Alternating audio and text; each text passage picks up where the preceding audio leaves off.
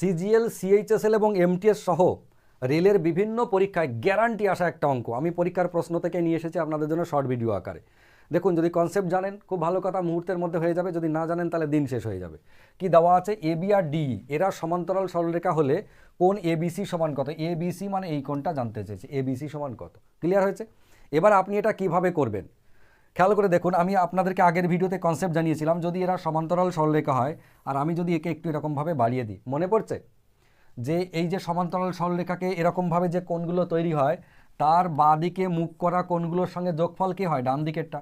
অথবা ডান দিকে মুখ করা কোণগুলোর যোগফল বাঁ দিকেরটা। তো তাই যদি হয়, খেয়াল করে দেখুন, এই কোণটা আর এই কোণটা কিন্তু যোগ করে যা হবে এই কোণটার মানও তাই হবে। এবার আমাদের এই কোণটার মান কত? 140 যদি এই পাশটা হয় তাহলে এই দিকটা নিশ্চয়ই শুধু 40 ডিগ্রি, কেননা দুটো মিলে 180।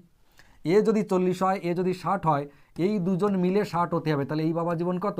এই বাবা জীবন 20 ডিগ্রি। দেখুন 2 সেকেন্ডে গল্প শেষ। এটা 140 হলে এ 40, এ 60 যেহেতু আছে তাহলে বাকি 20 হচ্ছে, ম্যাচ করাতে হবে। তো এবার এইটা কিভাবে হয় আমি বলেছিলাম, খেয়াল করে দেখুন। যদি এখান থেকে একটা সমান্তরাল সরলরেখা আমরা টানি, কেন এই দুটো যোগফল সমান ওইটা হয় বুঝে দেখুন। এইটার সাথে এইটা হচ্ছে একান্তর কোণ, এটা যদি 20 হয় তাহলে এও 20 হবে, দুজনা। আবার এইটার সাথে নিচেরটা একান্তর কোণ, এ যদি 40 হয় তাহলে এও 40 হবে। ভেবে দেখুন, এই জায়গাটা 40, এই জায়গাটা 20, তবেই না 20 40 মিলে 60 ছিল। তাহলে এ যদি 40 আমি কনফার্ম পেয়ে যাই এর কাছ থেকে, তাহলে এতে তো 20 হতেই হবে, তাছাড়া কোনো রাস্তা নেই।